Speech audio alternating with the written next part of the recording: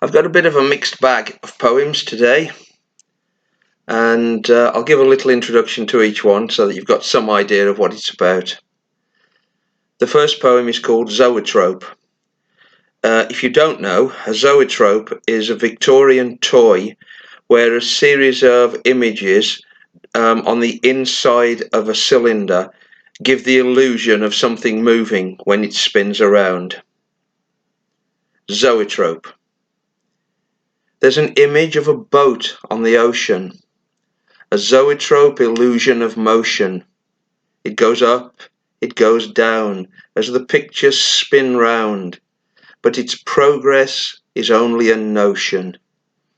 The boat is stuck in this cycle forever, and the captain, no matter how clever, cannot make it to port, for the whole crew is caught in a moment whose ending is never.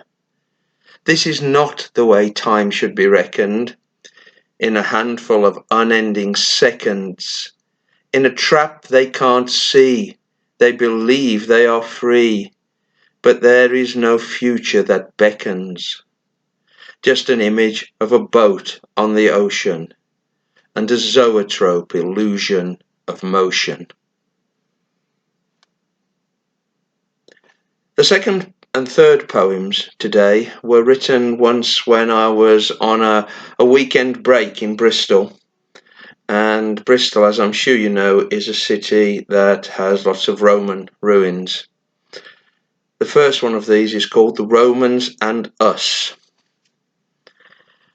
You can decide for yourself which verses are about the Romans and which verses are about us. We are so very civilized. We eat crumpets and sip tea, and listen to a trio play a waltz. We converse on many topics, but oh so quietly. We do not number noise among our faults. We are so very civilized. We eat dormice and sip wine, and listen to a minstrel pluck a lyre. We converse on many topics, both the earthly and divine. Our erudition could surely not be higher. We are so very civilized that our society will surely last at least 10,000 years before we reach the end and our civility fades away at last and disappears. Something else that's in Bristol is the SS Great Britain. It was once a famous ship. This is a short poem about the SS Great Britain. SS Great Britain. She sailed 1,000,000 miles, 32 times around the globe, but came to rest abandoned and forgotten, then rediscovered, with rust maps on her hull, charting her voyages and holes that let through patterned light like stars to guide her home.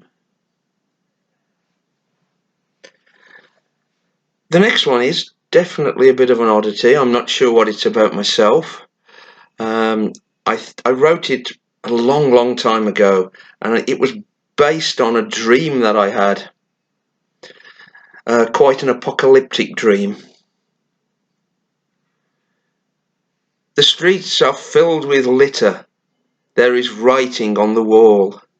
There is menace from the children who lurk among the stalls. A glint of light on metal, a hint of trouble down below. But you laugh at the danger from the devil that you know.